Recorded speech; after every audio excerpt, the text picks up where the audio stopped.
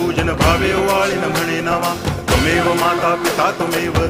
बंधुश्च सखा त्वमेव विद्या करुणं त्वमेव सर्वं मम देव कायेन वाचा मनसेन्द्रियैर्वा बुद्ध्यात्मना वा प्रकृति स्वभावात् करोमि यद्यत् सकलं परस्मै नारायणायति समर्पयामि अच्युतं केशवं रामनारायणं कृष्णदामोदरं वासुदेवं हरिं गिरिधरं माधवं गोपिकावल्लभं जानकीनायकं रामचन्द्रं भजे हरे राम